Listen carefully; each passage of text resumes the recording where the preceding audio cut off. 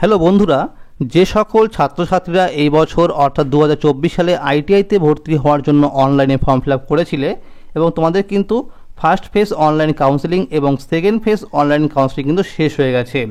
অর্থাৎ তোমাদের কিন্তু ফোর্থ রাউন্ডের যে অ্যালটমেন্ট সেটা কিন্তু পাবলিশ হয়ে গেছিলো এবং এরপরে কিন্তু একটা নোটিশ দেওয়া হয়েছে এবং নোটিশে বলা হয়েছে দেখো যে তোমাদের কিন্তু 5ই আগস্ট থেকে 10ই আগস্ট পর্যন্ত যারা নতুন করে আবেদন করতে চায় অর্থাৎ যারা এই বছর ফর্ম ফিল আপ করতে পারেনি তার জন্য কিন্তু একটা ডেট দেওয়া হয়েছে যে এই সময়ের মধ্যে তারা কিন্তু আবার নতুন করে আবেদন করতে পারবে।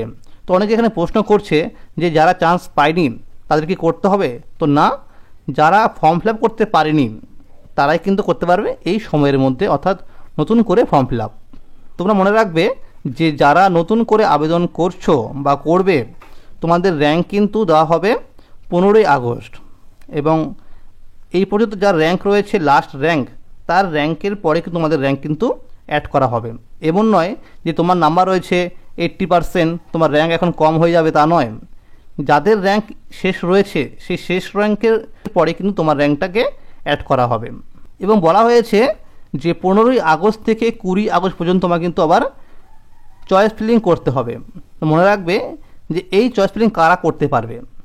যারা নতুন করে আবেদন করছে তারাও করতে পারবে এবং যারা চান্স পায়নি তারাও করতে পারবে এবং যারা চান্স পেয়েছে, যারা কলেজ বা ট্রেড চেঞ্জ করতে চায় তারাও কিন্তু এই 15 থেকে 20 তারিখ পর্যন্ত তারা কাউন্সেলিং করতে পারবে, অর্থাৎ নতুন করে তারা কাউন্সেলিং করার সুযোগ পাবে। তো বন্ধুরা, তোমরা অনেকেই প্রশ্ন করছিলে যে যারা ডকুমেন্টস ভেরিফিকেশন করে নিয়েছে তারাও কি করতে পারবে এই সময়ের মধ্যে কাউন্সেলিংটি? তো বন্ধুরা, তোমরা সকলেই করতে পারবে, অর্থাৎ যারা ডকুমেন্টস ভেরিফিকেশন করে নিয়েছো তারাও করতে পারবে এবং যারা করনি তারাও করতে পারবে। তো তোমাদের কিন্তু রেজাল্ট দেওয়া হবে 22 আগস্ট। মনে রাখবে যে 22 আগস্ট কিন্তু তোমাদের দুপুর 1টার সময় তোমাদের রেজাল্ট পাবলিশ করা হবে এবং যারা চান্স পাবে তাদের কিন্তু 22 আগস্ট থেকে 27 আগস্ট পর্যন্ত তোমাকে অনলাইনে পেমেন্ট করতে হবে এবং যারা অলরেডি ভর্তি হয়ে গেছে তারা যদি চান্স পায় তাদের কিন্তু আর নতুন করে পেমেন্ট করতে হবে না।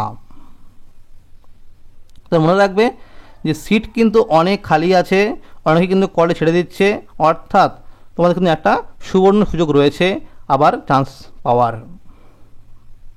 তো মনে রাখবে যে যাদের র্যাঙ্ক রয়েছে 15,000-এর মধ্যে এবং যারা চান্স পেয়েছো এবং যারা চান্স পাওনি তোমাদের কিন্তু এই কাউন্সেলিংয়ে চান্স পাওয়ার পরিমাণ 90%, আর সিট কিন্তু প্রচুর খালি আছে। তো মনে রাখবে যারা ই গ্রুপে অ্যাপ্লাই করেছে তাদের কিন্তু প্রত্যেকটি কলেজেই ওয়েল্ডার ট্রেডে 60% সিট খালি আছে। এরকম কিছু কলেজ আছে যেখানে 21টা তোমার সিট রয়েছে, সেখানে দেখা গেছে যে 5 জন অ্যাডমিশন নিয়েছে, আর অনেকে দেখা গেছে 3 জন অ্যাডমিশন নিয়েছে। এখন কিন্তু প্রচুর সিট খালি আছে এবং দেখা গেছে কিছু কলেজে ইলেকট্রিশিয়ান এবং ফিটার ট্রেডে কিন্তু সিট খালি আছে।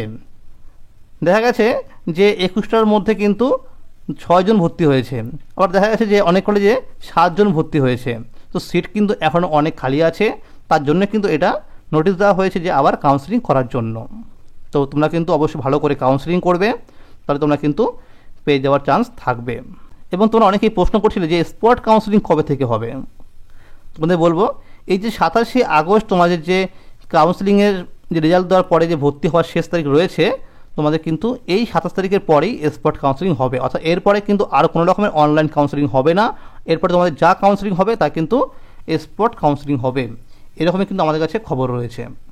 তো মনে রাখবে যে ধরে রাখো সেপ্টেম্বর মাসের দিকে শুরুতেই কিন্তু স্পট কাউন্সেলিং শুরু হবে, কিন্তু তার আগে একটা নোটিশ দেওয়া হবে। মনে রাখবে এই আগস্ট মাসের 31 তারিখের আগেই কিন্তু একটা নোটিশ দেওয়া হবে যে কাদের স্পট কাউন্সেলিং হবে বা কত র্যাঙ্ক পর্যন্ত তোমাদের স্পট কাউন্সেলিং হবে, সব কিছু নোটিশে দেওয়া থাকবে।